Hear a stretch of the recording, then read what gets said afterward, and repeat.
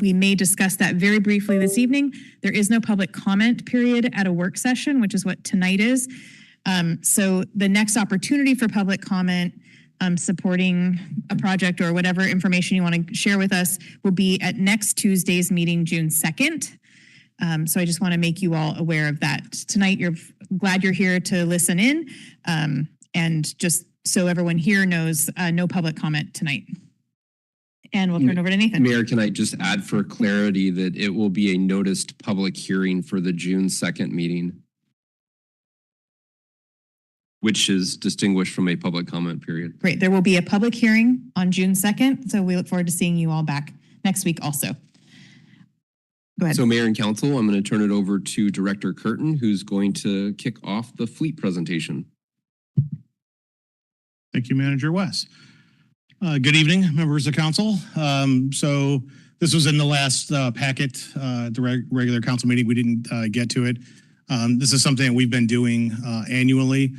I do have our fleet manager, Mr. Coburn, with us this evening. I'm going to have him go ahead and step up to the podium. And we'll quickly walk through what's new in the world of our fleet. Go ahead, Brian. Good evening. Back in 2022, City Council adopted the Port Angeles Climate Resiliency Plan.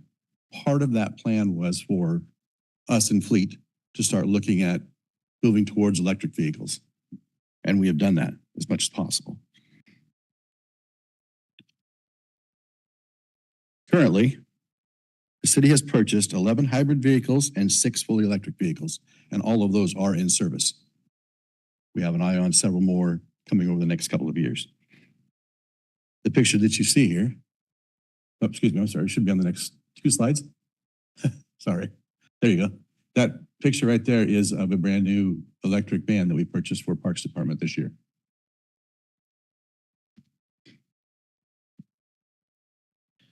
As part of the 2026 and 2031 capital facilities plan, there are several other vehicles that are earmarked to be either hybrid or electric, depending on the application.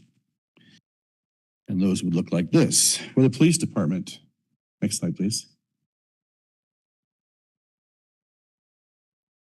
There we go. For the police department, we have 3 vehicles that we're proposing to purchase in 2026 or replace in 2026, excuse me. The first of which has already been ordered. The other 2 are pending. For the Parks and Recreation Department, we have a 2006 Ford F-550 2-yard dump truck that we're replacing with a 2026 Ford F-550 2-yard dump truck. Also a 2006 GMC Sierra 2500 pickup or a 3/4 ton pickup. We're going to replace that with a 2026 Ford F, not a 550 pickup, but an F-250 pickup. For the water department, we have a second 2006 Ford F-550 2-yard dump truck that we're replacing this year. And it will also be replaced with a 2026 Ford F-550 2-yard dump truck.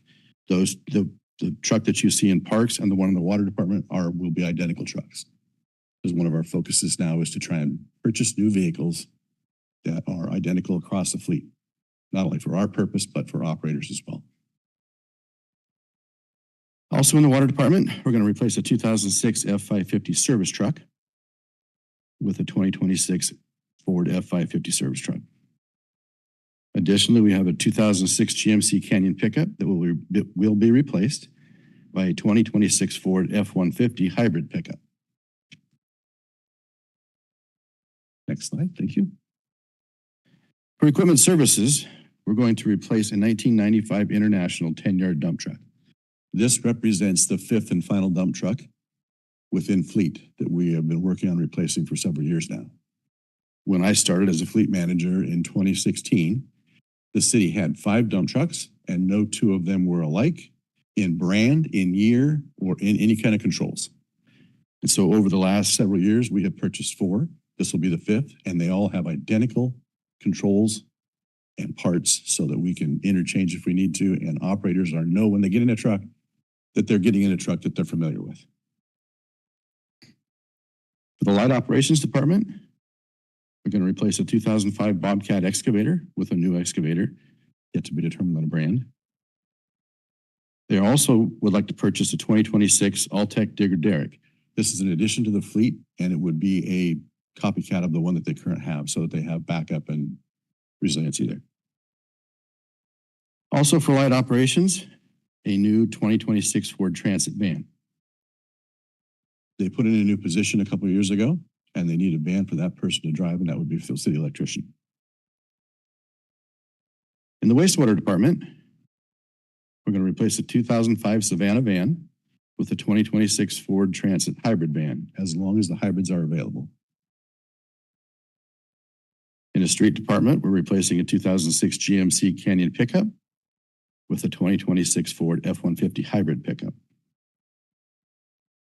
In stormwater, we're going to replace a 2006 Ford F-450 service truck with a 2026 Ford F-550 service truck.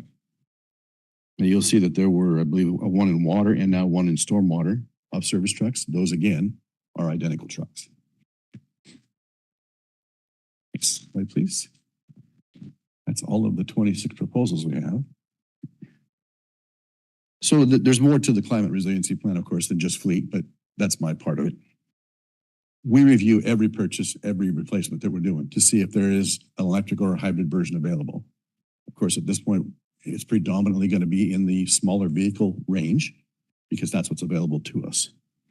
The city also added roughly 2.5 miles of bike routes on design projects.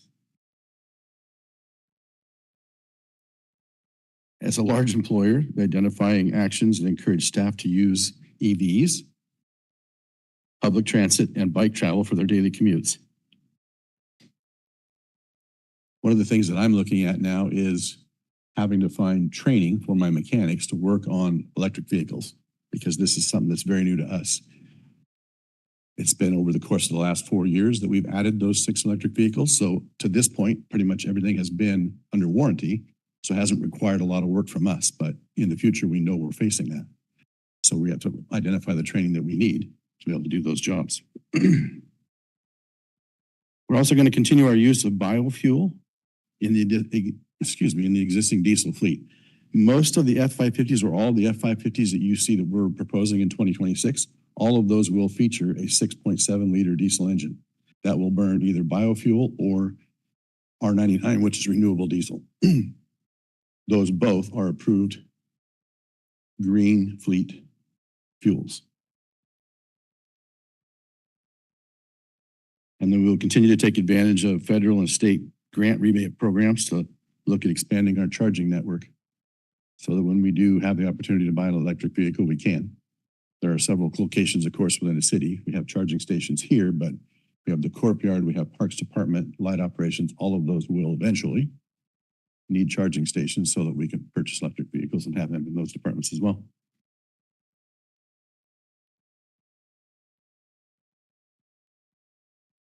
Thank you, Brian. Yeah.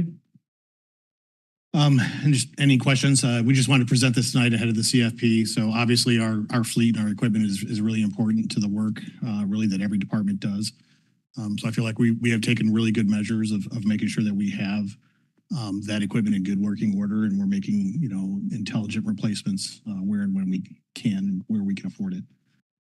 But we've certainly taken good measures. As we've gotten a lot of the F-150 hybrid vehicles. Those are working out very well for us. We've also done a few of the, engineering got the Lightning EV as well as some others this last year. So I feel like we are working in the direction that council had provided, and happy to answer any questions you guys might have. Thank you both. I've got Latricia and then John. Thank you. I'm just wondering if there's any measurements on with the changes. I mean, since I've been on, that we've slowly transitioned, and that, a couple years back, you came back with the fleet transition plan and stuff. Are we tracking not only just changing the vehicles according to the plan, but how's that impacting kind of, I don't know, I'm going to go back to our bottom line. I mean, we see that diesel prices and gas prices are high. Have we tracked how as we've transitioned, that's actually helped to save the city in some aspects of Well, one fossil thing I fuel. did mention as we were going through those vehicles, there are miles per gallons on there for each vehicle, and all but I believe one, the newer vehicles do get better miles per gallon. But we can't, you're absolutely right. At this point in time, we really can't see that with the price of fuel going and where it has gone. All we can see is our bills getting bigger, not smaller, despite the fact that we're making attempts to use electric and hybrid vehicles. But per vehicle, Right. yes, we see 4 to 5 miles to the gallon. Okay, can we track like how many gallons we've purchased, like in say 2025? Like fuel versus that might be an indicator, not just maybe the cost. Yeah, you're right, because it is going up. Right. I mean, just might be You're a full talking about loan's like use total $75. gallons. Yeah. Yes, But we if can. we control the numbers of gallons or even total mile, well, no, not total miles, total gallons purchased. So I do have a question on the biofuel. Yes, Do we have that ourselves or do we purchase it from we a local? purchased that. Okay, where do we Yes. purchase it from? We purchased it through the state contract from the only vendor that delivers to the Western Washington. Okay, so they deliver to a, They deliver to the corp yard where we have two 6,000 gallon tanks in our fueling system. okay, that's what I was wondering. All right, thank you. John. So my question is due with what happens when you go to replace a vehicle, but there isn't an option for an electric or hybrid. What do we do in that circumstance? Well, if we can't, if there's nothing available, then we purchase a regular gas vehicle or diesel, depending on the size of the vehicle, of course. Anything 3/4 ton and above is going to be a diesel. But anything lower than that, it's going to be a gas engine, most likely. Amy? Okay, so it looks like some vehicles are still being replaced by gas vehicles. A few, yes. As somebody who really doesn't know about cars except for basically how to drive them and maybe get an oil change, could you talk about if there are any how do I want to say? Like, have you or your teams noticed any like negative impacts of having hybrid or electric vehicles? Have we gotten anybody stuck in the middle of the road without a charge or anything? Not to date, no, but there is that anticipation because you don't know for sure if somebody's not paying attention, it doesn't get charged or doesn't get charged properly and they're out on a job, then they could be sitting there. And which means that we would probably have to tow it back to the shop or tow it back to someplace to get it charged. Yeah. As far as the hybrids go, we have yet to have any issues that have stranded anybody. They've been really dependable. Yeah. And I imagine part of the plan is, right, like I would think that chargers first and then cars that need chargers. I would certainly hope so. Okay. Just, The one thing about an electric vehicle, though, when we're talking about sedans, pickups, small SUVs, they all can be charged through a 110 outlet. They come with an adapter, and so you can run an extension cord out there. The problem is that it takes you 24 hours to fully charge that battery. So it's not very economical or not, that's not the right word. It's not very practical to use it all day long, bring it in, expect it to be charged up enough to be able to use it all day tomorrow. You really need to have the fast chargers to operate them properly. yeah, that makes sense. Okay, and so if we start running into things that interfere with the ability to get the work done efficiently, we'll probably hear that from you too, Would. right? Yes, you would. Okay. Last question, could you talk a little bit about, you mentioned wanting to get fleets that, I heard that you wanted to get fleets that looked alike. Could you talk a little bit about the benefits of that? Because I know it's not just about, aesthetics, but talk a little bit about how that It's benefits. not just aesthetics. It has as much to do with operator comforts, knowing that when they get into a vehicle, and maybe in the middle of the night, that they're very familiar with any vehicle in the fleet. But in particular, with the dump trucks that I was referring to, those are used as snow plows, of course.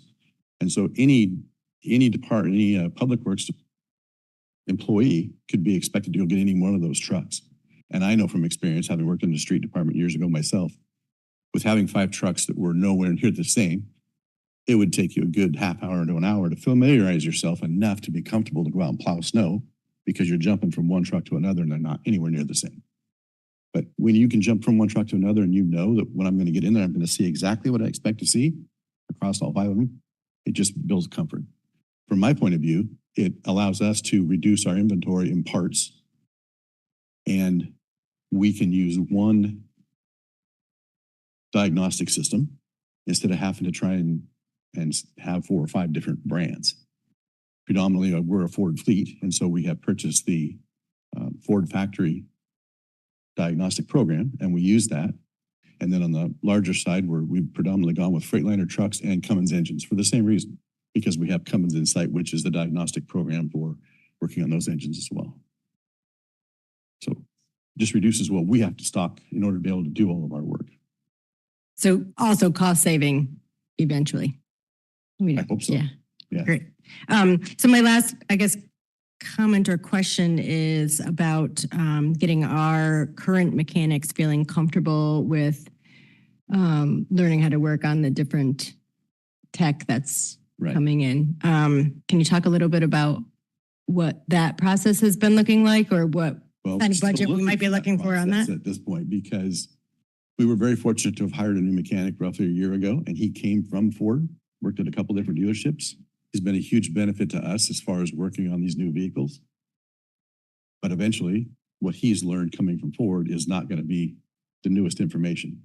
So I need to find someplace that I can send him and the other mechanics that he'll get the same benefit from training that he got from Ford. And that's hard to find, because Ford just doesn't automatically want to let you send mechanics to their factory training.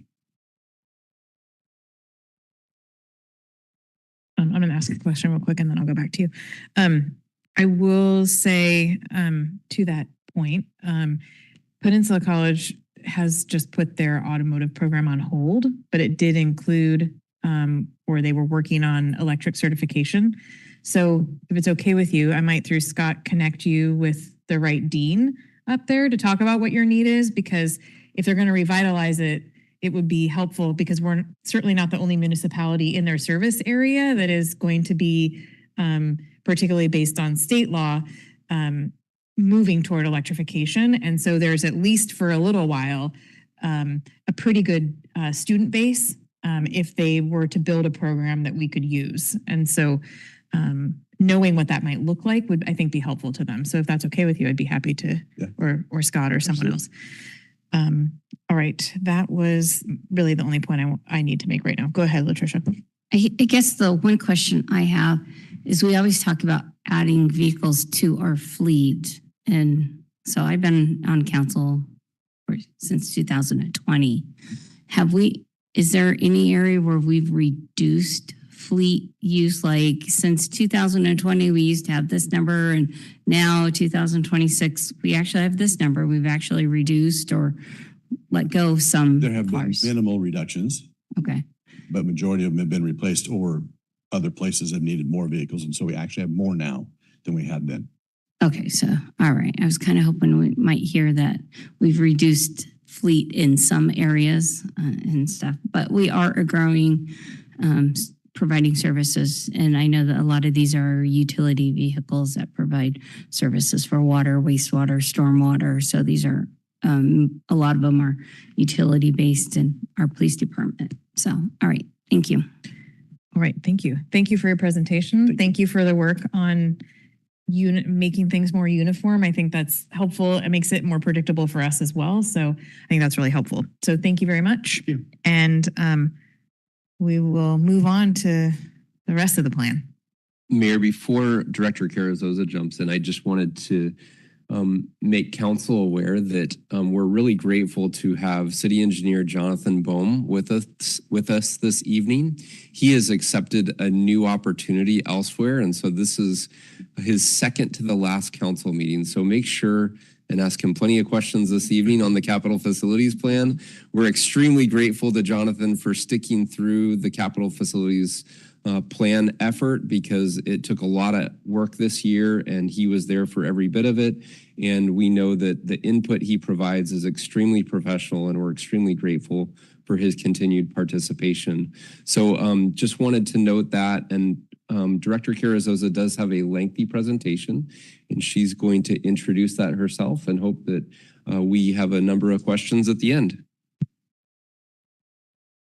Thank you and good evening, Madam Mayor, City Council. As Manager West mentioned, we do have a pretty lengthy presentation. The capital facilities plan is about 400 pages long, and so we're trying to condense that as much as possible here, but we do want to leave enough time for questions. So I'm going to move relatively quickly so that we can ensure the council has a good discussion.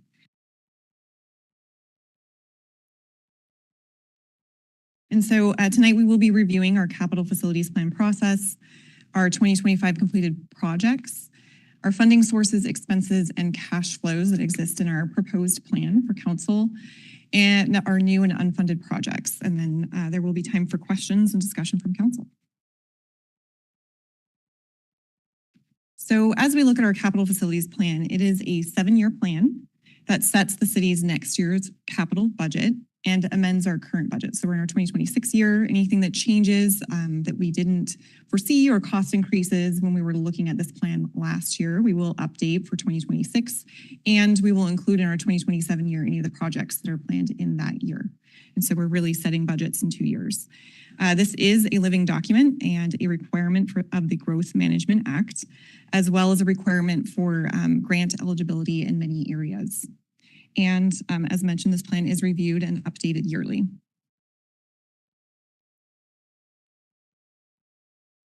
And so I think it's important to take a few minutes to go over why our capital facilities plan update each year is so important. So planning for our capital infrastructure is critical to ensure we are providing public facilities that serve both existing and new development, while also reducing the cost of serving development and ensuring facilities will be in place when new development occurs. So we're preparing for development in all areas. And planning for infrastructure needs also allows the city to utilize limited resources efficiently by coordinating and prioritizing projects and identifying funding options to complete those needed projects.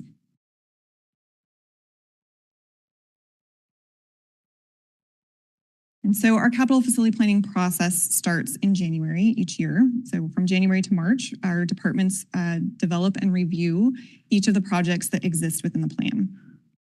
In March and April, we have a department director prioritization and city manager review. So we go through every project with each department and we prioritize each of those projects within the plan. Throughout the month of April, the finance department prepares the cash analysis funding options and the capital facilities plan and transportation improvement plan documents. So we finalize everything that's been discussed in each of those meetings. And then in May, the capital facilities plan is reviewed by City Council, the Utility Advisory Committee, and Port Angeles citizens. And there's an opportunity for input provided by each of these groups, as well as the City Council work session that's occurring tonight. And the document has been available for review on the city's website since May 8th. And then in the month of June, City Council conducts a first and second public hearing and reading of the capital facilities plan resolution for consideration of adoption. And we are required to file the transportation improvement plan with the state by June 30th in order to meet those grant requirements that was mentioned earlier.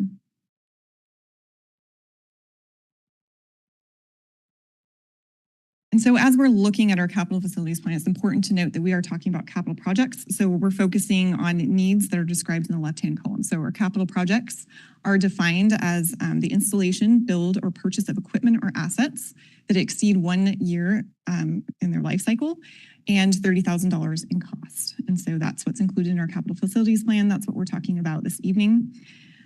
We do have other needs that are related to capital assets. And those are in our maintenance budgets that occur in our operational areas. And so we have about $1.7 million planned in 2026 in the city's budget across multiple departments and utilities and different funds. And so those are all capitalized at $10,000, but are not necessarily a capital project because they don't meet those requirements. And so tonight is City Council's opportunity to learn more about the capital facilities projects, primarily those funding sources and the costs. to discuss the capital facilities plan and the transportation improvement plan, and to review and revise priorities if needed.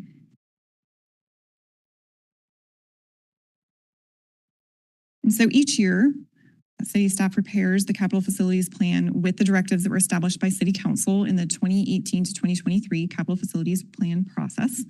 And these include that there should be little to no rate impact. And so we'll go over what that looks like in each area as we're going through the cash flows.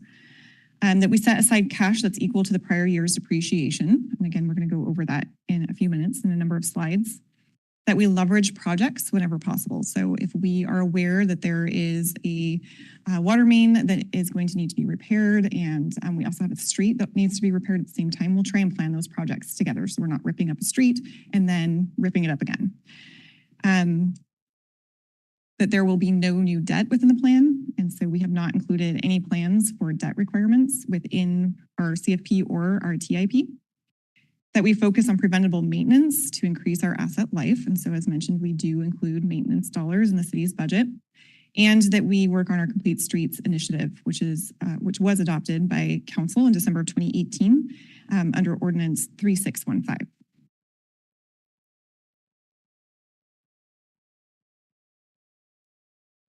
And so there are also a number of other considerations that go into our capital facilities plan each year. And so increases, as we're looking at the numbers in a few moments here, are largely caused by the addition of new projects and the addition of the 2032 years. So each year we add a new year. We have a number of recurring projects, and so those have cost increases to the plan in total. And so staff does always conduct a review of these projects and ensure that they're included in the plan and have adjusted the estimated cost of the project accordingly. Areas where projects have been combined or project scope has changed slightly have resulted in savings in line with council directives. So that's something else that staff reviews before that document is presented to City Council. We have a number of grants that have been included in the plan, and we'll be going over those in just a minute as well. They have all been carefully vetted to ensure that projects that are planned in our capital facilities plan will be funded in the future to prevent deferring needed capital projects or overburdening our city ratepayers. The grants that are included in the plan have all been determined to still be eligible to be received. And so, we recognize that currently with the way the economy is, that there has been a number of grants that have changed. And so anything that's included in this plan, we have vetted carefully, and we do expect to receive it. And so finally, regardless of available funding, staffing resources must be available to ensure that projects are able to move forward timely. And so the 2027 to 2032 CFP includes consideration of resources, as well as the balancing of the need to complete projects with requirements for those grant timelines or with our state deadlines. And so we're balancing all of those things within the plan.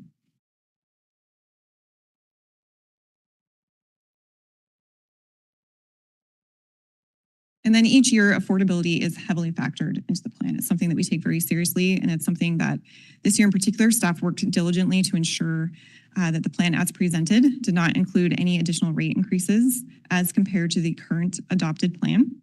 And that's recognizing that many in our community have reached the limits of what they can afford. So we want this plan to be affordable for them. So while, as we go through some of the slides, you'll see that there are planned increases. Those are already existing in the plan. We have not included any kind of increases above and beyond what's already been approved by City Council. And so we really accomplish that by taking an in-depth look at what the city is able to accomplish in the CFP with our current available resources. And so in many instances, projects were reprioritized into future years for completion, with the most critical needs left as the highest priority. So one of the things we did as we were prioritizing those projects and taking a look at that is, that was new this year as well. And to keep that balanced approach, we developed a top 25 list of the capital projects citywide. And so it's sometimes a little difficult to really understand how many projects are in the plan and how they're going to be accomplished when we're looking at them by each utility or by what are general government. So we've taken all of these and we've combined them. And so these projects will move forward prior to other project completion, and were selected because they either had critical needs, grant funding, or personnel resources that were available for completion. And in many instances, they had all three of those. And so these are listed here. However, they are not necessarily listed by priority. They're listed by the type. So we start with general government and we work our way through each of the utilities, through electric, water, wastewater, solid waste, stormwater, into IT and our transportation improvement plan. And so we have 4 general government projects that are on our list here for our EOC 911 dispatch center, our Ocean View Cemetery columbarium expansion, the Edis Hook boat launch repairs, the housing pipeline project, and then our Critchfield Road 3-phase reconductor, the overhead reconductoring for 2026, as well as the underground cable replacement, our utility fiber network, the reservoir instrumentation upgrades, the Ennis Creek water main relocate transmission main replacement at the water treatment plant at D Street, the water system SCADA upgrade and the groundwater resiliency program, our A Street improvements, wastewater treatment plant HVAC replacement, 2025 and 2026 neighborhood sewer rehabilitation projects, our recycle processing center, ERP roadmap and replacement, our city-owned fiber optics, truck route at 101 intersection, N Street construction, 16th Street stormwater retrofit C to E Street, first and front pedestrian enhancements, and 8th and 10th Street bike lanes. And so I went ahead and took some time to read those because they are our top 25 list, and those are the projects that we will be prioritizing citywide and moving forward prior to any other projects.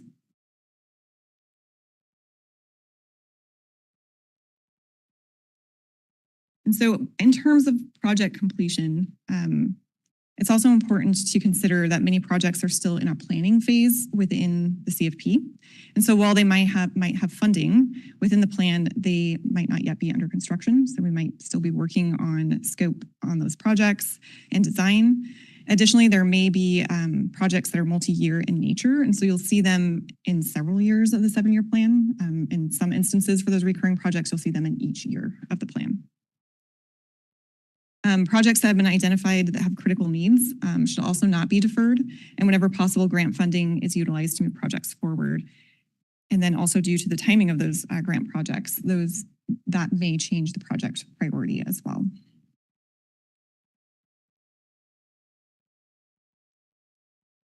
And so in each area of the CFP, we have estimated the personnel need that's been included. And so on average, for all city projects, it's estimated that additional 1.8 additional staff members would be needed to complete the plan as proposed. And that's an average across all of the years. It is important to note that in years where large projects do occur, staffing levels will fall farther behind or below what is needed. And so you can see that kind of in the first years of the CFP, which is pretty common because we have a number of projects that carry each year and we're trying to balance that back out and complete those critical needs.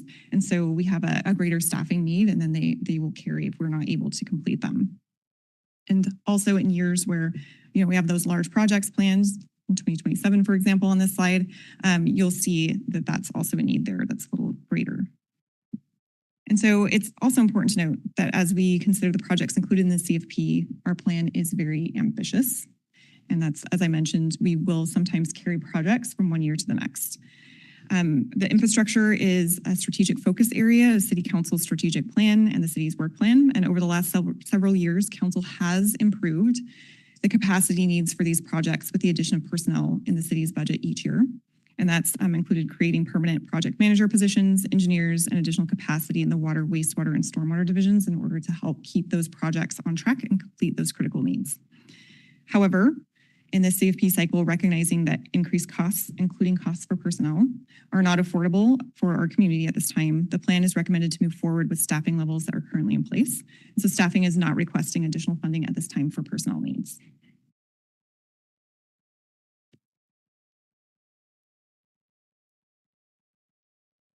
And so we'll just take a few minutes to go over our accomplishments in our 2025 year. We had a number of projects that were complete, 30 in total. They totaled about $16.6 million, and we're about $4.7 million under budget. And so it's important to note when we say they're under budget, those dollars go right back into the plan for continued projects. And so we've built that into our cash flow for what you'll see in the next slides and what's been included in the document. And so looking at our general government area, we have 14 projects that total a little over $1 million that were complete in both general government and the IT sections. And so we had a number of recurring projects that were complete, things like our NICE program, facility security improvements, turnout gear, mobile mobile data terminals, taser replacements, radio replacements, body worn cameras, and the regional training and gun range. We also had an aluminum bleacher upgrade, as well as civic field revisions, improvements to neighborhood parks, and in our IT area, primary data backup tape storage safe, and an intrusion detection and prevention completion as well.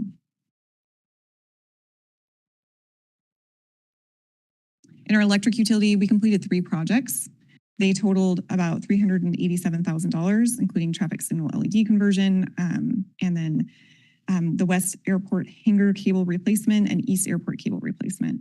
And our stormwater utility completed 2 projects totaling about $1.3 million, starting with our decamp facility for the stormwater portion on the utility there. And so you'll see the decamp facility in a number of our utilities in our next few slides, and also complete with the Lincoln Park Big Boy Pond study. The wastewater utility completed 2 projects totaling about $946,000, and those included improvements for our wastewater treatment facility, again, the decamp facility, and our solid waste utility completed 1 project totaling about $1.1 million, and then that was the decamp facility at the transfer station, so their portion of that project. Water utility completed 4 projects. They totaled about $1.4 million. And again, general water improvements at the treatment plant, the decamp facility, Jones Street Reservoir Valve Replacement, Elwha River Rainy Reach Habitat Restoration. And then in our transportation improvement plan area, there were 4 projects completed totaling about $8.3 million. And so we had our 8th Street paving project, Marine Drive paving, chip seals, and signal controller upgrade in First and Front.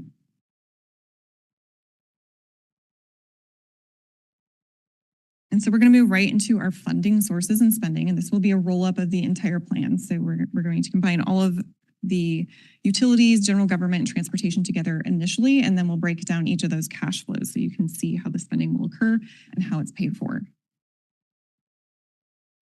So looking at our funding sources, and I apologize, I know it's a little small. It is very difficult to get 7 years of data onto one slide. Our total funding requirement is about $188.2 million over the next 7 years for capital projects. $39 million of that is from our utility rates. $82.2 million is from grants. It's a huge number, a huge part of the capital facilities plan, and something we're going to break down here in just a minute.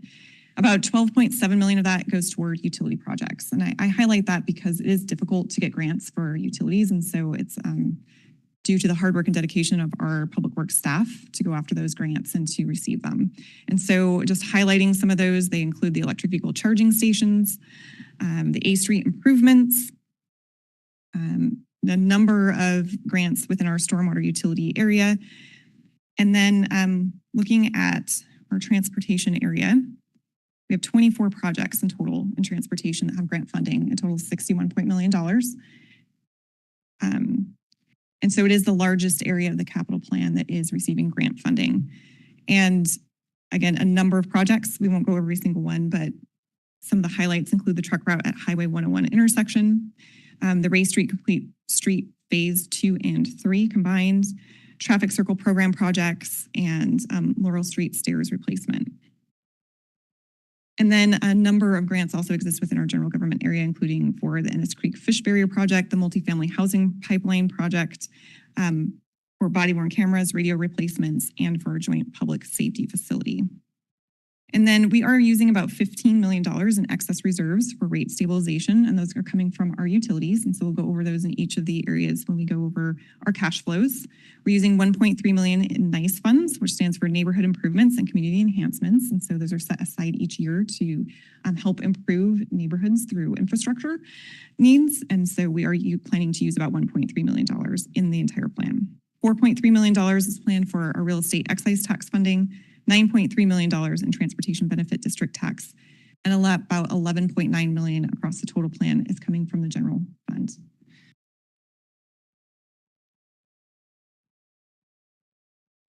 And so just looking at what that all means on a chart, sometimes that's easier to wrap our heads around. And so you can see highlighted in tan and the light blue in the first 2 sections of each of those areas per year. That's our grant and utility funding, and they are the largest sources of funding within our capital facilities plan. That's important as we move through each of these areas and what we're able to accomplish. We need those funding sources, particularly in the area of grants. And so breaking down what that grant funding looks like for each area, we do have about $85.3 million in grant funding planned in the 2027 to 2032 capital facilities plan. 61 million, as I mentioned, is going toward our transportation projects. 11.6 million is going toward governmental projects. And then electric has about 2.7 million, wastewater 5.5 million, and stormwater has $4.5 million planned in grant funding. In each of those areas, if we were not able to obtain that grant funding, those projects would be pushed into future years until we could afford to complete them. And so it is important for us to maintain those grant requirements and ensure that we can keep those to keep our projects on track.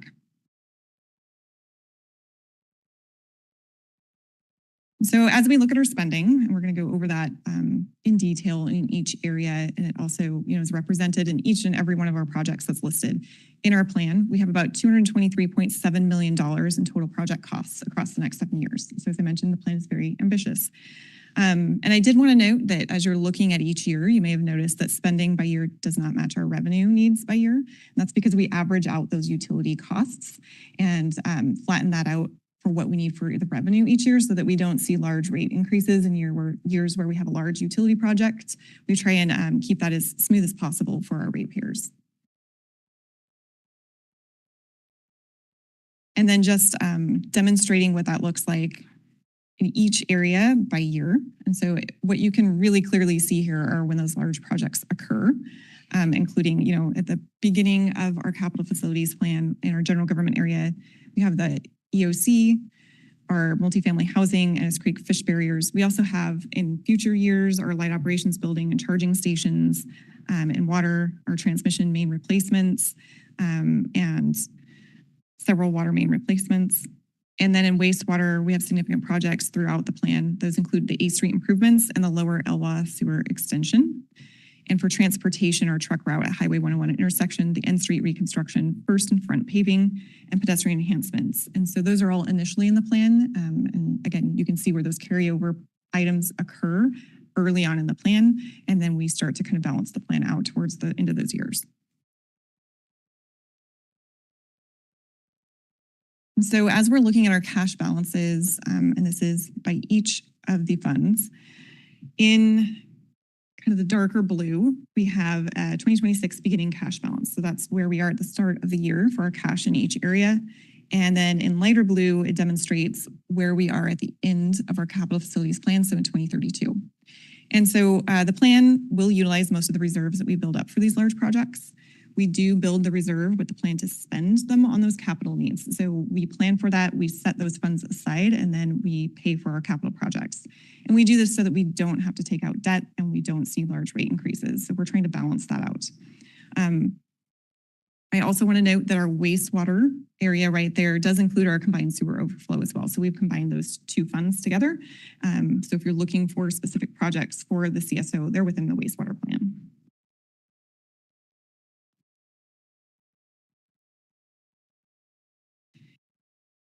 And then as we look at our cash to depreciation ratios, which was mentioned as one of our council directives, what we're looking for is for each of those areas to be at least a 1. So we want a 1-to-1 cash to depreciation ratio.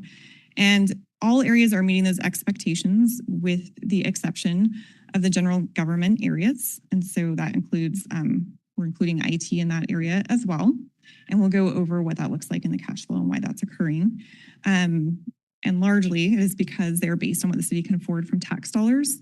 And as a result are a little bit lower than expectations at this time. It's also important to note that year over year, these will adjust as we see large projects and the spending occurs, and then we build back up. So it's not uncommon to see them different in each year. I also want to note, as you're looking at this, for our Medic 1 utility, that's pretty high at 17.5. Our Medic 1 area is capitalized within our operating fund. It is one of the few areas where we do that. And as a result, the cash to depreciation level is very high because it includes the operational cash as well as the capital cash. And so we're not just looking at capital needs in that area. And then our solid waste and wastewater areas include the debt associated with the landfill and solid waste and the CSO in our wastewater area. And so that's where we're paying for that debt, is out of these capital areas, because the debt was received for capital projects. And so we're using those funds to pay for those debts as well. And so just high level, what changed from the 2026 to 2031 CFP? So we started out at about $418.2 million. And we completed projects in 2025 that totaled about $21.2 million. And that's based on what we had in the budget. We added $10.4 million in 2032. So those are our recurring project additions. We added about $45.5 million in new projects. And we had some project reductions of about $13.2 million. And so where that leaves us is in 2027 to 2032. In this proposed CFP, we have a plan that totals $439.7 million. And that's for all of our projects, including our unfunded projects, which is why it's a little bit different than the spending that you see on the slide prior.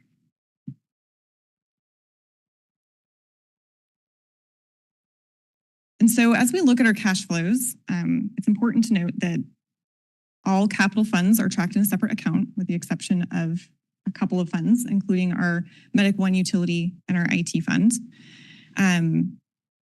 And so as we're looking at the cash flows, those are the funds that we're looking at. We're not looking at operational costs. We are looking at only those capital funds that have been tracked separately for these purposes.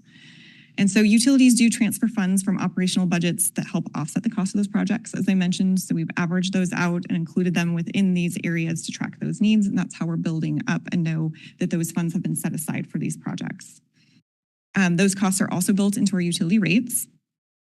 In the transportation, general government area, and our IT funds, transfers occur from those funds, as well as from the general fund and real estate excise tax funds as well.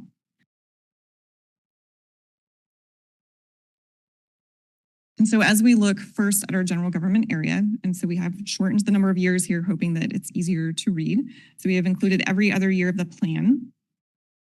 You'll see that every year is pretty, especially in the first few years, is pretty heavily dependent on grants and our special revenue funding as allowed. So special revenue funding does have limitations to what we're allowed to use it for. And so, for example, real estate excise tax funding is limited to projects that are specifically outlined in our capital facilities plan or for certain types of utility projects. And so it's important that we meet those needs. And it's important that we have those other funding sources within our general government area to ensure that we're using our limited general fund dollars to continue to provide both operational support as well as meeting capital needs. And so general fund dollars are from taxes that can be used for any purpose, such as property, utility, and sales tax. So it's important to note that when we're talking about those transfers, that's where those transfers are coming from, are those general purpose sales tax or property tax dollars. And then just because there are so many different types of funding sources, especially as compared to our utilities for general government, we've broken them down here. So you'll see grants are the largest contributor to the general government funding sources at $9.5 million. In PENCOM, we have $3.7 million planned, and that's largely due to the EOC project. And so PENCOM has a 25% of our countywide 911 communication sales tax that's held for capital purposes. And so those are for any needs within our PENCOM 911 dispatch center. And so we are utilizing some of those dollars for the EOC project, as well as some of the operational funds within our PENCOM area. And then our general fund has about $3.4 million planned in the overall general government area. Real estate excise tax at $1.8 million. And then we have a number of other areas where we're receiving funding in our special revenue, things like our housing tax.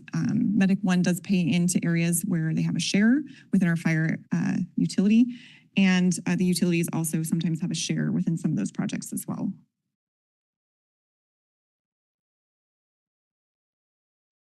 So looking at our Transportation Benefit District Fund, so this is our Transportation Improvement Plan projects.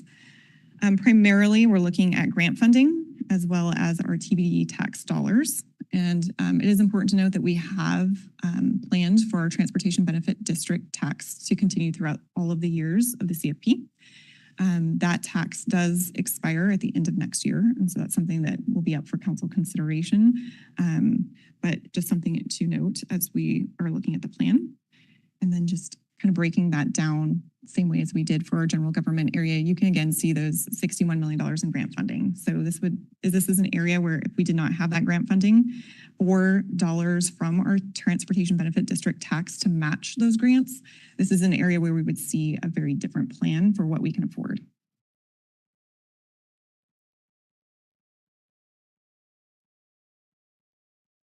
And then looking at our IT capital, and so our IT fund receives transfers from every department that utilizes IT, and that includes for their capital needs. And so there's a transfer, and again, that one's average, the same as we do for our utilities, and it's transferred into this plan for use. And so you can see it's coming from utilities and the general fund, and again, that's based on the type of project and who's using those IT needs. And so as we're looking at our cash to depreciation ratio, we are letting our cash build after a very large ERP project that we're working on right now and is still planned within the budget there. And so we're letting that build, just recognizing that there's an impact to all of the city funds. And so we're building that up a little more slowly.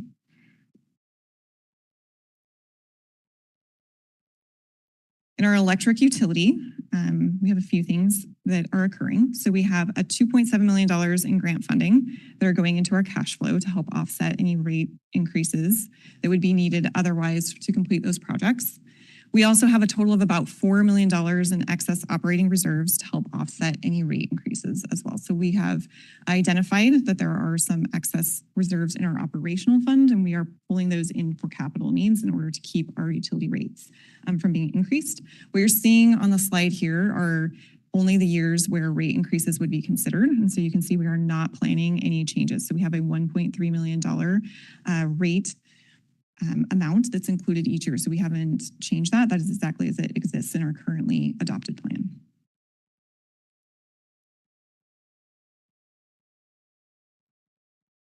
And so in our water utility, we are also looking at excess reserves that came from our National Park Services settlement funds. And we're using those for capital projects that are for the water utility as well as for our industrial water facility. And so we do have some projects that are included for that facility. And so those are coming out of those rate stabilization funds, as well as about a total of $5 million in rate stabilization to offset other water planned water projects.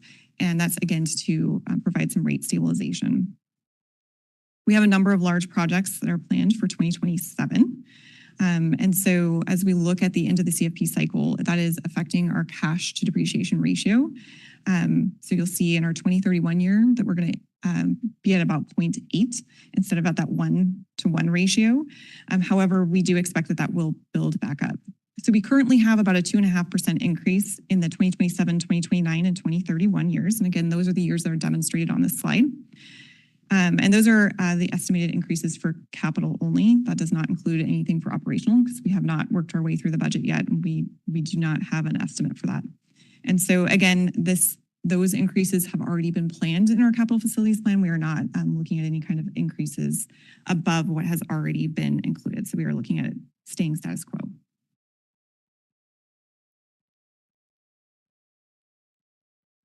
So in our wastewater utility, and again, this is wastewater and combined sewer overflow or CSO. So you'll also see the use of excess cash that's collected from our surcharge for the projects in later years. And so that's included on our CSO surcharge line right above the third green line. And so we're taking that surcharge amount and we're applying it directly back into our capital facilities plan. So as that offsets our debt payments, if there's anything left over, we're planning for that rather than looking at rate increases. And so that's something that's important to note because it does help in those later years of our capital facilities plan. We're also planning about $5.5 million in grant funding.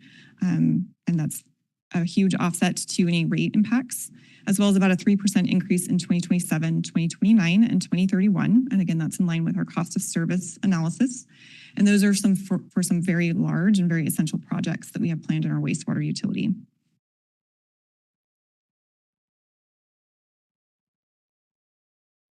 And so in our solid waste fund, we are not planning for any rate changes. And so that's in line with our 2026 to 2031 CFP. And so there are no changes planned in this area at this time. Looking at our stormwater utility, there are a few different revenue types that are being pulled into this cash flow to try and help offset any stormwater rate increases. So first, we have about $990,000 coming from our NICE funds. And so that's important. It's an offset to this utility. We also do have rate funds that are planned in about $200,000 as well to help offset any kind of rate increase, and $4.5 million in grant funding for a wide variety of projects. So the rate transfers in our current CFP do include about a 3.5% rate increase that is planned in the 2027 year, as well as a 1% increase in 2031.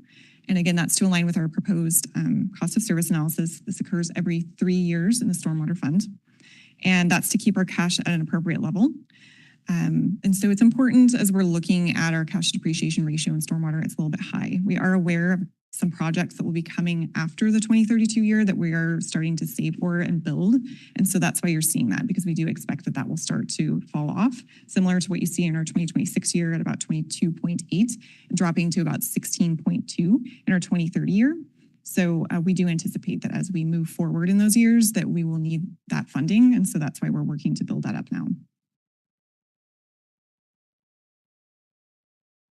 In our Medic One utility, similar to solid waste, we are not expecting any changes as compared to our 2026 to 2031 adopted CFP. And so it will remain as it currently exists.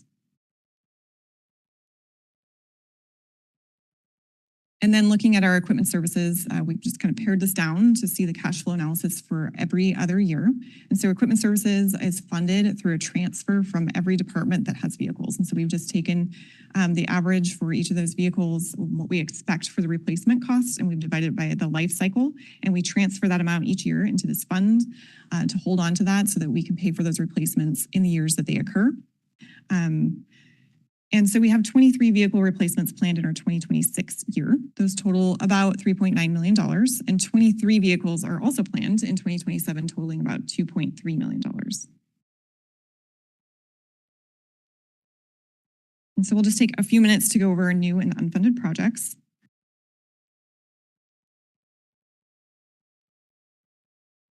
So we have 31 total new projects, and the total cost for all of those is about $37 million. 21 of those projects are for utilities. And so we have 2 general government projects. They're totaling about $280,000, and about 7 transportation projects totaling about $8.5 million. And so we're going to go through each of those just briefly, recognizing that new projects is the largest driver of cost increases within our capital plan over the next 7 years. And so some of these projects may be unfunded as you're looking through the plan. Some will be funded in the years that are within the plan. So looking at general government projects, again, 2 totaling $280,000 for Nutanix server replacements, the reflooring at Station 11. 1 project in IT for the virtualization platform migration at $210,000. And then for our electric utility, we have 8 total projects, including some recurring projects to add for the 2032 year, including underground cable replacements and overhead reconductoring, as well as a number of the West End urban growth area substation improvements and additions to our utility fiber network, as well as the Critchfield Road 3-phase reconductor project. In our water utility, we have 4 new projects planned for water main replacements, including at N Street for the Western Urban Growth Area and at Bean Road, as well as water facility security access improvements. And in our stormwater utility, we have 1 project for a decant secondary storage area. Our wastewater utility included 8 new projects in this CFP cycle, including adding a 2027 neighborhood sewer rehabilitation project, the transfer station CSO reduction, pump station 14 improvements, the manhole restoration project, a 2032 neighborhood sewer rehabilitation project, the anaerobic digester roof improvements, the CSO site security access, and a lower Elwha sewer extension project. And then finally, in our transportation area, we have 7 new projects planned in this new plan, many for pavement preservation. So that's our 2027, 2031, and 2032 years. ADA at 8th Street, our sidewalk prioritization plan, traffic circle program phase 2, and our First Street access management project. And so before we move away from any additional projects or new projects, we are aware that at our May 19th City Council meeting, motions were made to add or update projects that are in the plan. And so those include additional restroom replacements and our trash receptacle study. And so staff will be preparing those and providing recommendations to City Council at the June 2nd council meeting for your review and consideration at that time. And then finally, looking at our unfunded projects, these are important because they help us look at what's our need is so that we can look for grant funding. It also helps us understand what's critical within our infrastructure. So we have 113 unfunded projects. They total about $164.1 million. And unfunded projects are typically very large in scale and very costly. And so that often is how they end up in this unfunded category, just looking at affordability. We do review the unfunded projects each year. And in every CFP cycle, we do pull some projects from an unfunded status to a funded plan due to need or critical areas, as well as if we receive grant funding for those unfunded projects, we will pull them. So our upcoming projects in our 2026 year, we have 99 projects planned, totaling $27.5 million. And in 2027, we have 81 projects planned, totaling $30.4 million. And then just in conclusion, the city's capital plan, while ambitious, is diverse and ever-changing. It is a living document. It's designed to meet the needs of our community, to be sustainable, and to be affordable without any rate increases that are unnecessary or burdening other city funds. We have used City Council guidance to keep our capital plan on track and ensure that the city is not overcommitting our resources. And the plan provides infrastructure that can be enjoyed for our community, by our community, for many years to come. And so as we look at our next steps, we have planned on our June 2nd meeting, the first reading and the public hearing of the Capital Facilities Plan and Transportation Improvement Plan resolution. On June 9th, the Utility Advisory Committee will have an additional discussion on the Capital Facilities Plan. And at that time, they will be providing recommendation to council.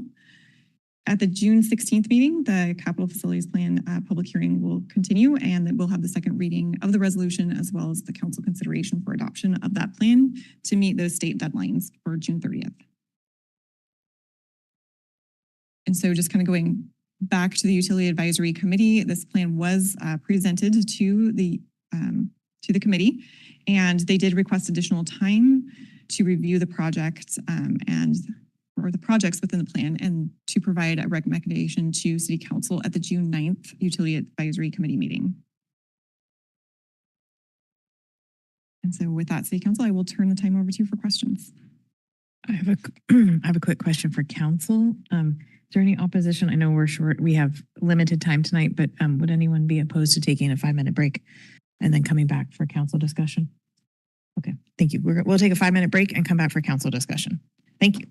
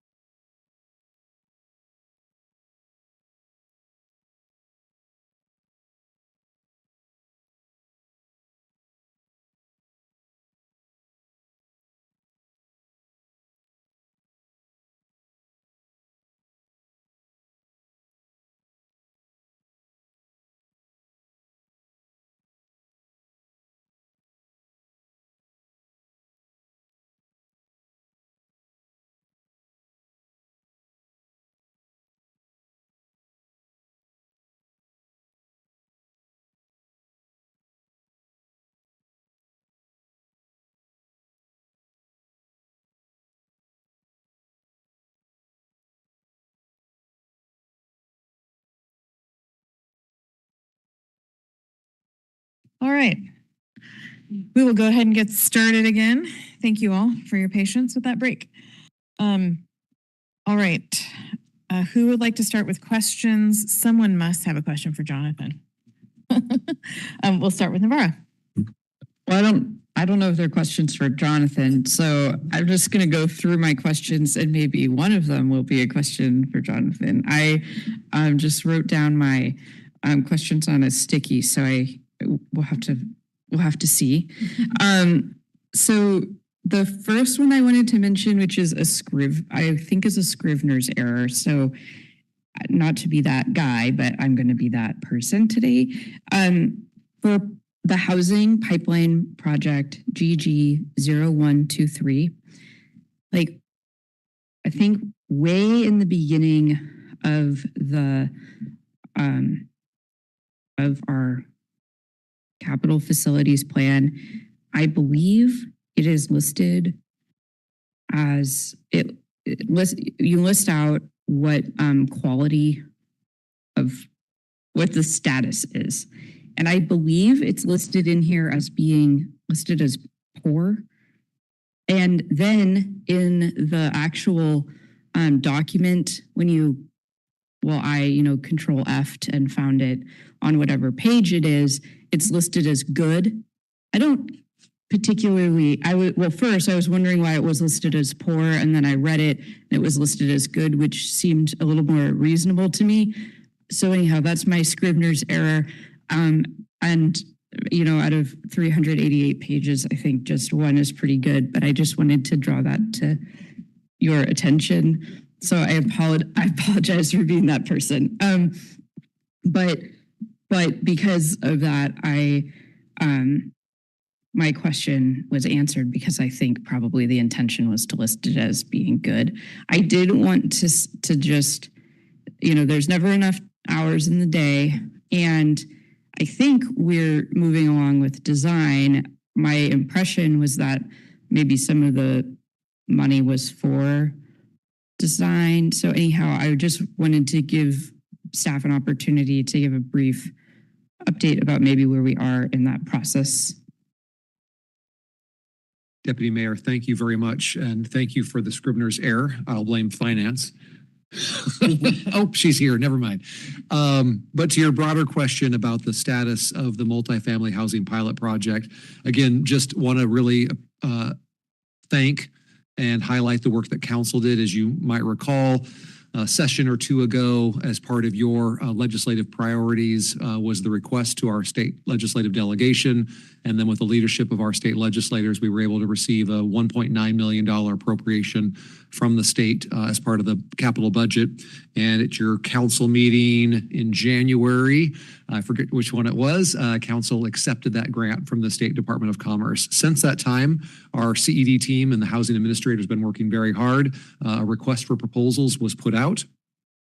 Something like over a dozen firms indicated interest, and I believe we received proposals from about 10 firms.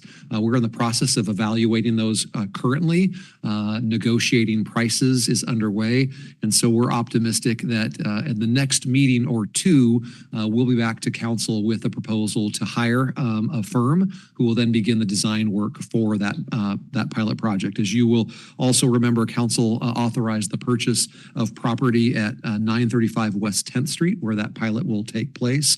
And our goal is to not only, with this consultant, design the multifamily, multi-use, multi-story project for that site, but then have basically permit-ready plans. So should other developers across the city wish to build a multifamily, multi-story project, multi-use project, some of that work would be done. So we're very excited, and again, appreciate council's leadership. And I was stalling while Ben was out of the room, but I think I checked most of the boxes on that update. So we're excited and more to come. Great, thank you. I really appreciate that update. Okay, the next one, I just pulled it up. I think might be a Jonathan question, but maybe not. It is the Valley Creek Restoration Phase 3, which is listed as an unfunded project, which is GG0916.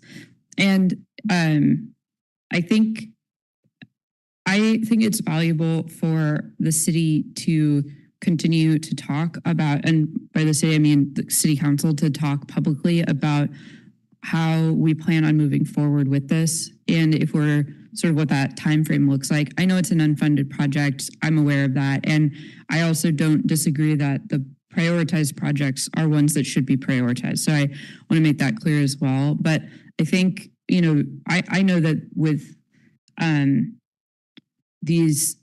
this project, we have partners through the port and through FutureWise, and thinking about you know, what our downtown looks like. I think I was just reading one of the newsletters from the waterfront district, and folks are starting up you know, adult hide and seek game in that sort of in the estuary park, which tells me that there is engagement and renewed interest in thinking about our creative uses of downtown, particularly in that space, which obviously is the terminus of Valley Creek. And so I am just wanted to say that, even though it's not really a question, but I'm happy to hear kind of where we are with that, of making sure that, you know, I think saying it out loud that we still plan on working to move forward on, you know, daylighting Valley Creek, and that was a priority that the city, a prior city council had talked about. And that's still something that we plan on doing. I think is valuable to hear us say, even if it's still listed as an unfunded project and obviously a costly one. So anyhow, I just wanted to say that. I also know folks are here for the Edis Hook boat launch, which is listed as number 3 on our prioritized project. It's listed as PK0420. And I believe where I think we sort of left off at the city council level was that we had engaged with FEMA on some work and maybe some other work being done, particularly because the section of that area needs to have a seawall built. And so I'd like to hear more as we go through this process and have it as a priority about what those environmental considerations are, and if there was any other sites on Edis Hook looked at for that might have been more environmentally friendly, or like, was there a reason why we decided to go with the same place as we have before? I know that it's important to have, I think we heard how important it is to have a boat launch on Edis Hook. And I think we want to have a smart use of city investment and city funds to make sure that what has happened to the boat launch doesn't happen again to the boat launch. So anyhow, I am hoping, I'm not sure that tonight is the night, but I'm happy to hear any updates about sort of that FEMA process, and if we're sort of what all of that looks like.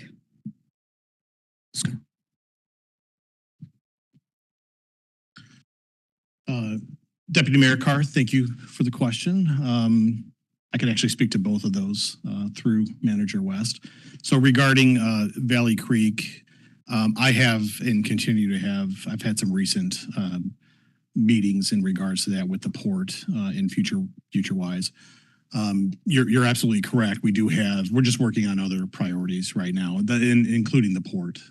So I think Valley Creek is going to eventually have its day. It's just there's other focuses currently on the Elwha and the Ennis Creek corridors are certainly that's where a lot of the other priority funding has been directed, capitalizing on the state improvements and other things like that. So those are two of the larger focuses. I know the port is looking at Tumwater Creek separately from us. And then I would, in time, we're going to continue to have things come up on Peabody related to culverts and, and things like that.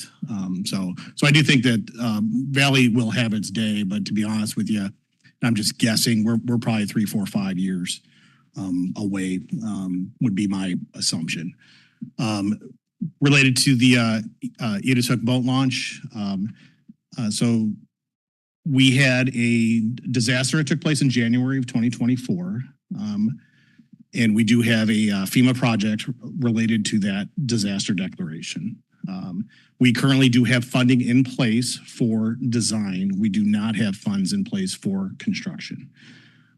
So I have a draft RFP that I had my staff put together. We're still finalizing our scope of work related to that document. And, our intention is to have that out advertised for A&E services. Essentially, what that's going to do is assemble bid-ready construction documents to go out and actually make those repairs. This is a little unique because the FEMA component is only able to fund what we previously had. So as far as like choosing new locations, that's not something FEMA generally likes, to be honest. It's not to say we can't do it, but they're not going to pay for that. The floats, for example, that we previously had don't actually comply with current state and federal requirements, completely above and beyond what the city, those are state, to be clear, and federal requirements. So FEMA has a role to play, and they're willing to pay for some of that, but they're only going to pay for kind of the equivalent of what we had. So if they deem that something is an improvement or better than what we previously had, there will be a sponsor or a city component to that will be a little bit different. I don't know what that is today because we don't have that. It hasn't gone through all of the environmental to make those decisions, but that is what we're going to be doing over the next 3 to 6 months is getting to that level where those documents will be available and we'll have that clearer picture to share with FEMA, and then FEMA comes back to us with, and it's kind of a negotiation, to be honest with you. We're gonna make a decision on what that percentage split is going to be. FEMA might pay 60%, city 40, could be 70-30. It'll really be a negotiation based on what those plans ultimately end up being. Once we have that and those approvals, we'll move forward to construction bidding and ultimately move forward with making those improvements, assuming that we have all of the money in hand to do so. So if we don't, then that would be a different conversation that we would have. I'd have to have, what are we going to do to fully fund that project so that I'm allowed to bid it? And then happy to answer any of the questions that you have. Thank you. Thank you. That was extremely helpful. I really appreciate that and the update. I think it's obviously very important to our community, and I appreciate it. Okay, the next one I want to talk about is for IT. It is our public safety cameras, IT 0423. And it's a pretty general question, which is, and I think probably unsurprisingly, it's going to lead into my next one on cameras. But the question is, we've heard a lot from our community members about cameras over the last 6 or so months. And so I'm wondering if you can just talk to us a little bit in just a little bit more detail than what's currently listed in this. I just want to make sure that when we continue to get questions about cameras and, city surveillance, like my understanding from this is that this is a replacement for the infrastructure that already exists. It's not adding new cameras in other locations, though that might be, I don't know, maybe not in the future, but that really this is replacing the infrastructure that already exists. Am I correct about that? Deputy Mayor Carr, thank you for that question. ITD Manager Watercutty is going to head up to the lectern as well to assist me with this answer. But generally, stepping back, IT serves as the subject matter experts for the client, and the client for these cameras is the police department. And so working closely with our partners in the police department, we install the equipment in the locations as requested. My understanding is that generally that is correct. This is a replacement project, but I think Eric can dig a little deeper into the project, where it stands, the cameras that are next, and kind of the relationship with IT and PD with this project. Yeah, so your characterization is correct, and that these are only replacing existing. In the next phase, these are all cameras that do not function, but had functioned for years. So our role is to provide not just the like hands-on technical support for these pieces of equipment and the networking that has to take place to make them work, but also to think long-term about how we sustain infrastructure like this so that you don't just put it in place and then it dies on the vine and people go, hey, why doesn't the thing work anymore? So yeah, just replacing. So the next phase is the Francis Street Park cameras. There was a network of cameras there that no longer work. And we're just trying to build up the funding to take care of those. Great. I just have one more follow-up, and I really appreciate that. The next follow-up is, I think I'm correct in this and from what you just said, but I just want to be real clear. The city owns and operates those cameras, correct? You're correct. Okay. Thank you. Those are my questions about that. The last project that I want to talk about is our traffic safety camera program, which I do see that Jonathan and Brian are listed. So glad to do that. It's TR0919. So I came out pretty strongly opposed about this last year. I continue to be strongly opposed. I am glad that we sort of separated this out from some of the other traffic calming measures in the school zones. As I just mentioned, we have heard from probably, hundreds at this point of community members and residents who are, grateful that we took down the license plate reader cameras that we had in place. I think hearing all of that feedback, I frankly think we should just straight up remove this, particularly when we don't have further information about, really what those, where those cameras would be operated from, who is owning that information and that data, which I think it's very important that we know about in advance. And that particularly in light of the events last week, I think our community continues to be worried, is worried for good reason, and is, concerned that, cameras are going to be able to be accessed and monitored by ICE and Border Patrol. And I think that's a really valid concern and worry. Again, if this comes back up at the next couple of meetings, we'll be happy to be more prepared with the information that I came with a year ago. But I think that this one should just be removed. Thank you, Navarro. We'll go to John. Thank you. So I just have a few questions. Maybe Jonathan gets the opportunity to talk a little bit. So my first question has to do with the transportation improvement plan. My question was, there's a bunch of projects on there, the Porter Street, the Park Avenue paving.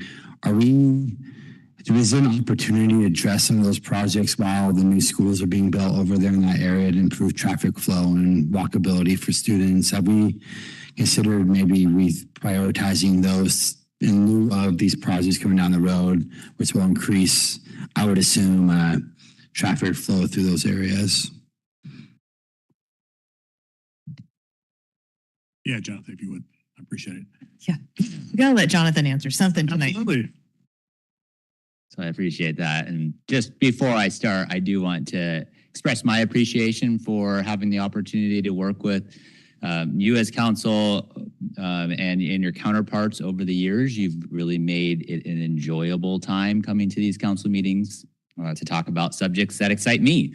And I appreciate your interest in learning more from an engineer's perspective on some of these big picture items that ultimately you can then kind of pack down into making your policy decisions. So thanks for that, making it an enjoyable opportunity over these years. So when it comes to both Porter and Park Avenue, yes, there is the ability to try to prioritize this with some of the school improvement projects. I think it's important maybe to step back a minute and talk about how we have come to the current transportation priority list. So as you saw in Serena's presentation, it's very much grant focused. And so what our team does in engineering is we look at this list of projects, and then we try to pair it and couple it with a grant program that will be well suited for it. And there are lots of different grant programs, and there's a lot of different projects. Now, it's not always easy to find the right, to be able to fund every project with grants. So our step one is, what is our best chance of success for a certain grant program?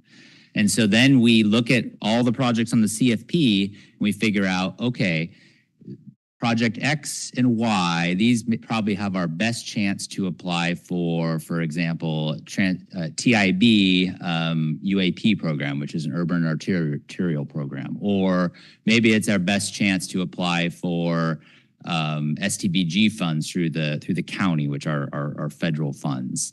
And so once we figure out the best opportunity, then we need to know our eligibility. Our eligibility, a lot of times they will only give a jurisdiction one grant at a time. So we basically kind of line out in the CFP over the next 7 years, what project do we think we want to go for in year 2, in year maybe 4, and in year 6, because it takes a couple years to complete a project, and we're likely only going to get one project at a time. And so that's how a lot of our CFP and the transportation is laid out. There's a lot of logic behind it that isn't really even evident in the CFP of what grant could be best coupled with what project. So that's one element on the grant side. A second element is the condition of the road. We need to think about all those different grant programs. Some grant programs are good for just a rehabilitation, maybe preserving what we have out there. So we're just paving over an existing road bed. It's already a pretty sound road. We can just go over the top of it. Other grant programs are more geared towards ripping up the road, like we're doing out on N Street, where we're just going to completely tear up the road because it has completely failed and we need to redo it. That's a TIB, a good example. They like to fund that kind of project.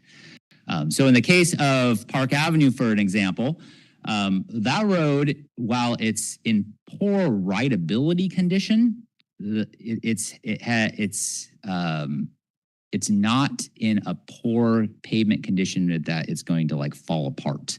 So it has been, while it's a priority, there's a lot of other projects that we feel from a let's focus on the project before it completely fails perspective, that we should prioritize those funds and those limited grant projects on first. So an example of Porter Street we think is a good chance for a TIB grant. So why it's in its current funding year is because we currently have a TIB grant for N Street. And there is a second one, which escapes me, that's planned for basically 2 years from now. And then I think the Porter one was planned for the following 2-year period. So that's where that logic and the staggering of it based on how bad that road condition is and what project is going to best fit in those priority year periods. Fantastic. I just know there's these over there, and hopefully as we think about those, there are also like traffic calming things we can think about as kids speed up and down the roadway, and and sidewalks for kids to walk. And I'm glad to hear that logic, because like you said, is not really evident in here. So I'm glad to hear that there's some thought into why we are doing what we're doing based on the grant funding and whatnot programs. Thank you, Jonathan. The second thing I want to talk about was a sewer rehabilitation project. I feel like this is really important for capacity reasons, and I'm hoping, as I see is in there, I'm hoping that we can think about how we're funding it more so we can replace these sewers or rehabilitate these sewers sooner rather than later. I feel like it's like in my opinion, something that's like a major priority we need to refocus on. So I like to see kind of more funding go towards that to replace those, to build capacity and make sure we don't have, issues later to replace it at a much higher cost like we did in the middle of Lincoln Street when it failed. Like $200,000 holes in the ground. Those are bad. So that was just more of a comment than a question. The West End UGA substation, I have a question about that. Is that the transmission project unfunded because the other parts of the project go into 2032, like the construction and the equipment? And is the Dry Creek substation tied into that?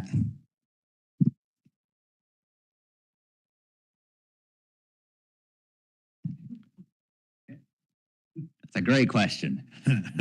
So really in the substation world, there is very long lead times for a lot of these pieces of equipment. So as we discussed kind of prioritizing and laying out how do we achieve this very large project into manageable chunks, we focused on what did we need to prioritize first. And the priority first is figuring out that substation design, knowing generally what it's going to look like. How much is it going to feed? What's our service area? What's the size of it? That way, that gives us the ability to be able to go out and procure that piece of equipment and also determine where the best location, the piece of real estate to place that is. So those two pieces now are the second step. Location, piece of real estate that we need to purchase, and then actually design and make the purchase of that substation. Then that takes 3 to 4 years to be able to get that piece of equipment built and delivered to Port Angeles. And it's during that period of time that, okay, we've got enough funding for the substation. We've been able to procure it. It's coming at this certain date. Now we need to get the site ready. And at the same time, then we can focus on that transmission main funding. And really, it's just kind of a cash flow perspective. I'm not going to speak for Serena, but we need to focus on what are those highest priorities. And then the transmission piece is fairly straightforward. And it's really that's a quick project if you have the money to be able to put those transmission mains in. Yeah, that's to me the capacity with it, where Amazon being built out there in recent, industrial and commercial ventures out there. I think it's really important. So I just want to make sure I understood the reason for it being unfunded, but that makes more sense to me now. Again, I do think it's important that we build our capacity up there sooner than later. Then my last question was about the Pebble Beach Park nourishment. We have a lot of things going on down there, right? We got a beautiful field arts and events hall. We're going to have a new center out there. My question is, it's currently unfunded, and my question is, I'm wondering why, and if we have thought about reevaluating its priority and trying to fund it sooner based upon the increased need of downtown and the Discovery Trail and how much more use it's going to get. That's that question. I have a comment. So I just was wondering where we are. Do we anticipating funding it sooner rather than later? And yeah. So council, I think that one is just a matter of it hasn't made the priority list yet on council's radar, but I think it is something from a design perspective that we knew going into that project based on the coastal engineering advice that was provided. There is an incremental need to contribute to beach nourishment there. And I think probably it degraded a little bit faster than those engineers recommended. I want to say it was probably 20 years out. Based on the engineer's initial recommendation. And it just looking at it today, it certainly appears that there's more nourishment needed and perhaps sooner. So it may come up sooner just based on more awareness of the need. It also has lots of cultural significance to the Loyal tribe. And I know hopefully maybe a partnership with them to find out how we can nourish that. And because we want that to be accessible, but also able to kind of, you know, for future events and people just enjoy the beauty of that area. So I'm hoping now that I mentioned it gets on our radar. Yeah, so I would like to see that funded, or at least a plan to fund it sooner, as I believe it's a really important part of our downtown and our waterfront, and that we need to show that we are willing, and that's a priority for us and for our downtown businesses and our residents. I think that's a big deal. So that's my little list here. So thank you, Jonathan, for all your thoughtful answers. I definitely have a better, clearer picture on a few things now. So, all right, thank you. That's my time. Thank you, John. Amy, go ahead. Thank you. I have mostly comments.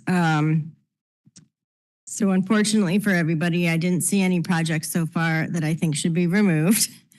I was looking for that. I am happy to see that the Recycling Process Center is on our list of top 25. And thank you for making a list of top 25. That is really helpful. And speaking, I guess, just for myself, I want to share that list of priorities with staff. So I trust you. This will also be my list of priorities. I also would love to see the sewer rehab project. And I know this took we had presentations and it took a council movement to get to where we are, where we are now. And if we need to reassess our no new debt policy, I think for me, this would be an area where I would be willing to have that conversation. So I'm just going to highlight that. I have a question about, okay. I have a question about like just the organization of the document, because I am old and I had it printed, so maybe I'm the only one that noticed it. But why are the projects seemingly just randomly thrown in a table? It doesn't seem to be in order in any way, and it's a little hard to, when you're not on the computer to search it, it's a little hard to find what I'm looking for. So what's my question you're asking me? Why, can you help me understand why it was placed in the order that it is in the tables? You, council member, maybe I can help with this. I just want to restate your question to make sure I'm answering it correctly. So in terms of the organization and prioritization of like how they appear in the list, is that perfect? Okay. So those appear in that way because that's how city staff is prioritizing them. So we start with our revolving projects are always at the top of the list. Our active projects follow. And then from there, it's 1 through however many projects on the priority list. And then our unfunded projects are at the bottom. And then our projects are coded based on the type of project. So in parks, for example, they all start PK. And then the last 2 digits represent the year. So for 2026, the first project they put into the plan would be 0126, if that's helpful. Thanks. You answered questions I didn't even have. Thank you for that. I wanted to create a question for Jonathan. So my question is, how dare you? Just, congratulations. The thing that I also glad to see the boat launch as a top 25. That's spectacular. And I'd like to see something specific to, I guess, Veterans Memorial Park. I don't know if it needs to necessarily be in a facilities plan or how that might all start. Maybe it starts with like a safety assessment, like we've been recommended from the waterfront district. But because we all know that there's some design flaws in that park that kind of create some blind spots that than there are concerns about. I guess I just wanted to say that I'd like to see something there specifically about maybe a redesign or being able to look at how to be better there. And also acknowledging it's likely going to be an unfunded project. It's just something that I think we're aware of it and we should probably attempt to do something about that.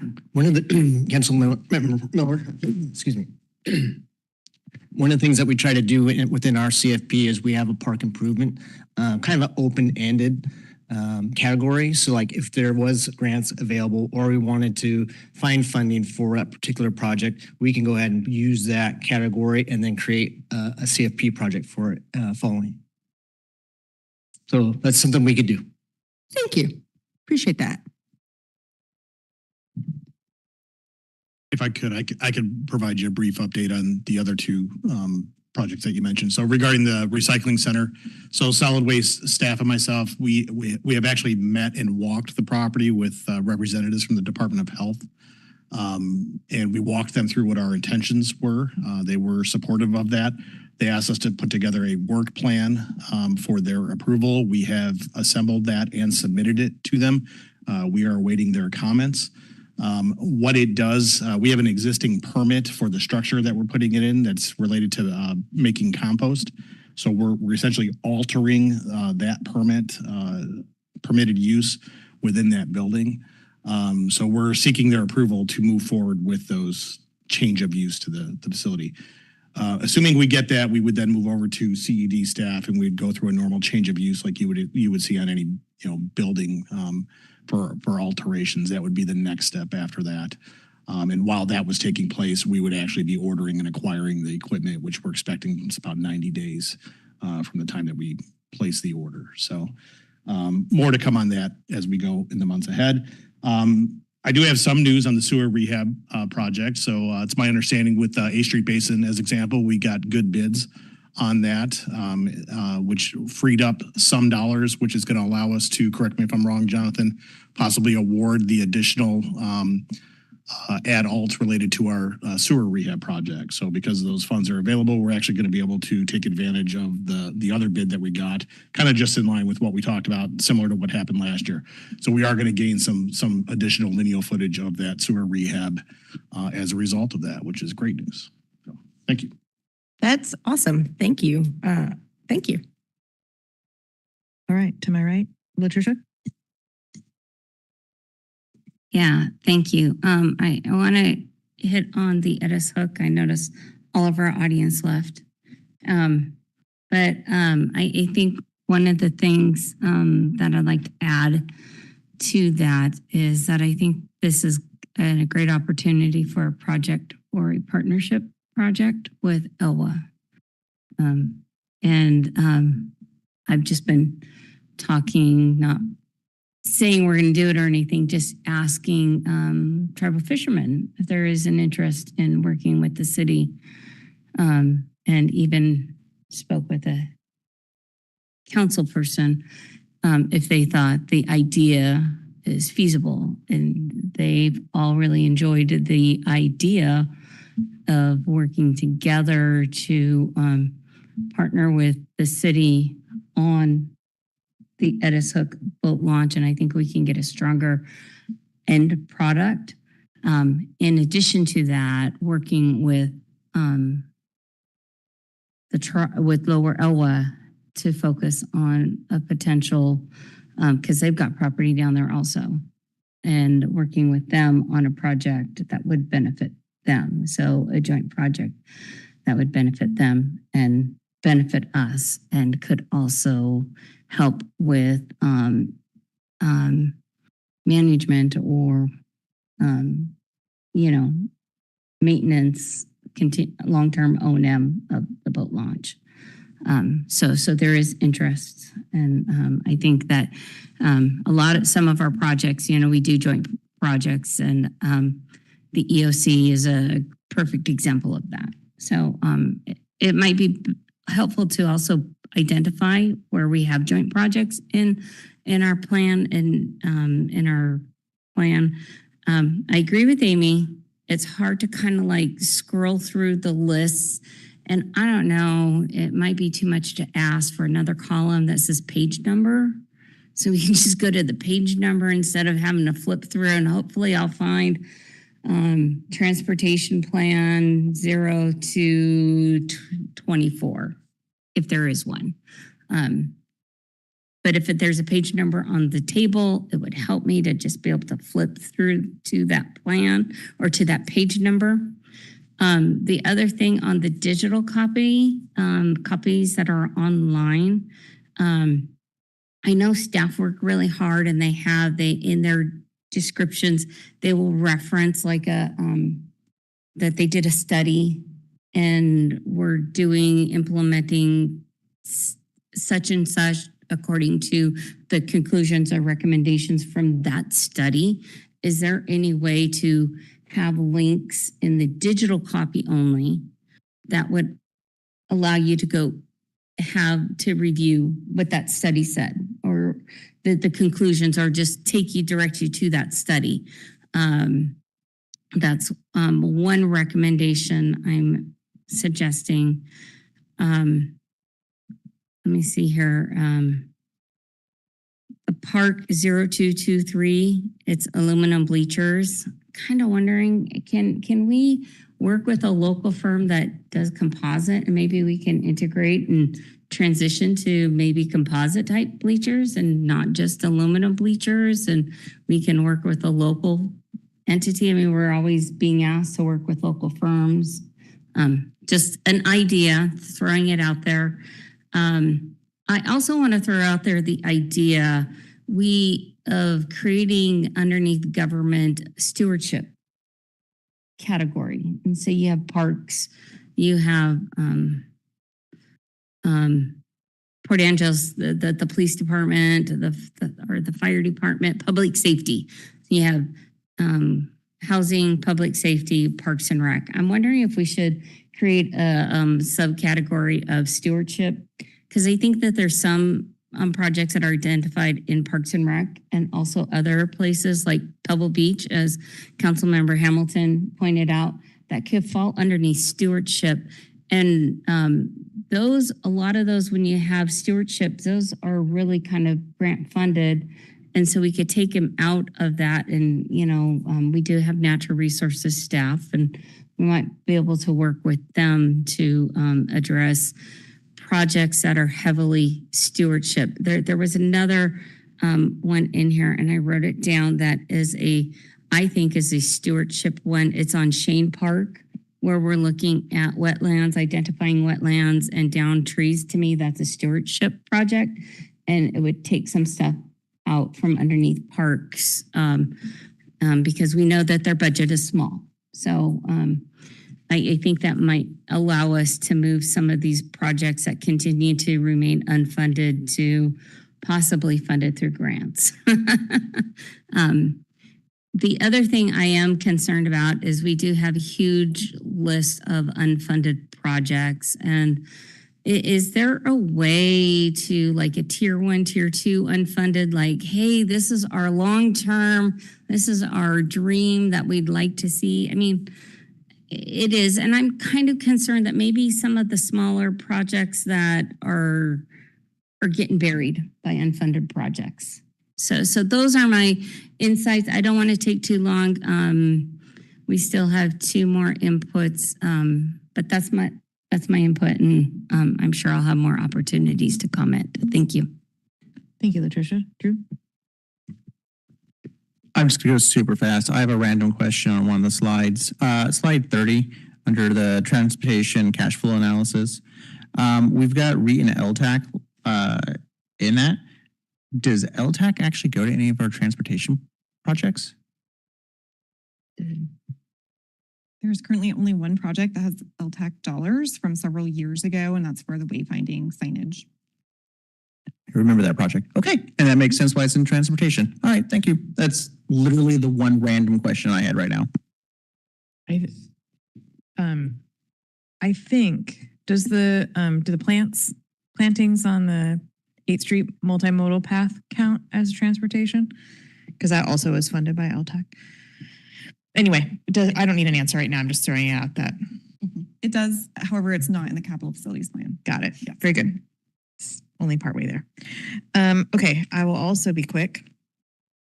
I appreciate also, like everyone else, the prioritized project list. I think that's really helpful.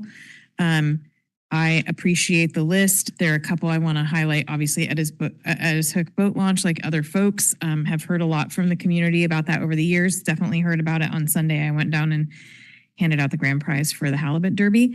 And that's a group certainly that for whom that infrastructure really matters, but it is really a community asset that is used beyond just for fishing. The Coast Guard uses it. And I also have had conversation with at least one tribal council member who indicated an interest in partnering with us because they also use it.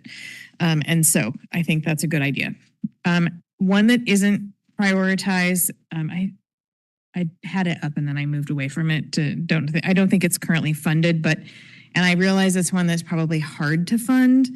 But I do think that the zigzag, I know we've got stair project coming, but I know we've had public comment from at least one commenter that raised a concern that I think is valid, and that is from an ADA perspective, it is not going to drag a wheelchair up the stairs when the tsunami siren is going. And while it would be hard to push someone up the ramp, it would be more feasible. It's also a good way to get your bikes in and out of downtown rather than bouncing down the stairs. So just want to throw that out there for potential having it has been on my radar. And then a couple of follow-ups, just thinking through like tying things together that probably is already on staff radar, but thinking about John's suggestions, I like the idea of thinking that through and Franklin is, I think, the second school on, like, next is the high school, next is Franklin. Okay, so anyway, if there's anything infrastructure wise that needs to happen when Franklin is rebuilt, that would be maybe a time to consider how we tie in Park with that, for example. And cameras aside, I would love to see Park prioritized for additional ambers, because the high school kids go screaming down Park to get to the high school, and every day this week, this has only been the first day of the week, but first work day, every day when I drive to work, I'm like, slow down to someone coming the other way. And I think it is students going to the high school. I'm going to blame those new drivers. It's a really long lead time from the sign for the school zone because of where the playground is. And so there's some weird school zone stuff around Franklin, I think, but that I would love to get some ambers there. That wasn't really what I was going to talk about, but, and then Pebble Beach nourishment, I wonder, there's going to be with the Olympic Coast Exploration Center, all that construction happening, it would be really cool if there was a way to time the nourishment with that project being completed. That's probably not a very easy thing to do to kind of construction-y, but given that then we know that there's going to be a lot of probably not as much usage during that construction because of the construction project, but it might be nice to time that with that opening, and that's a couple years out, so time to find some money for rocks. I think that's where I'll stop today. I have some very specific questions, so I'll wait to ask those, not during the meeting. I'm going to take the last 2 minutes to just quickly give anyone who wants to an opportunity. I'm going to start since I already have the microphone on. It's been really fun working with you, Jonathan. I think you were one of the first people who got me really interested and excited about UAC and the kind of work that, utilities and engineering and all of that stuff is really interesting. And you have always been able to articulate it in a way that is easy to understand and makes it interesting. So I will miss that and appreciate the work that you've done. Whether people know, you're one of those positions where, when the fire department shows up, the fire department was doing something, but people don't necessarily know who's behind why we have good infrastructure where we do. And clearly you are a part of that. So I appreciate the I don't know what idiom I'm looking for, but the footprint that you are leaving on the city, and wish you well wherever you are headed next. And we will miss you. John, go ahead. I just want to say, since I've been in UOC and now I'm kind of the chair of it, I just really appreciate having you as a resource during those meetings to really get clear explanations for the presentations and the reasoning behind it. I know that's informed me as well as the other members on the committee, especially our community members that serve on that committee, helps them make some informed decisions. So I really appreciate that. And so I've only been council member for 10 months, but I really appreciate all your insights and I've learned a lot from you and I appreciate your commitment to the city and the time you spent here. So thanks, Jonathan. Anyone else? Go ahead, Navarro. Okay, go ahead, Latricia.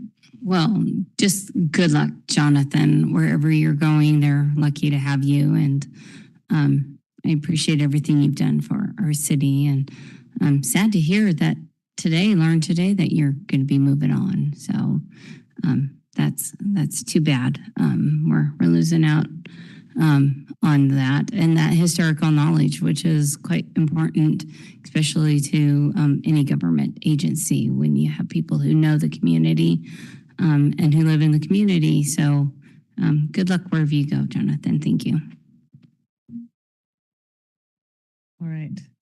Thank you. And we made it to 7 o'clock. I figured we probably could have gone for another couple hours, but we'll let everyone go home. Thank you all very much.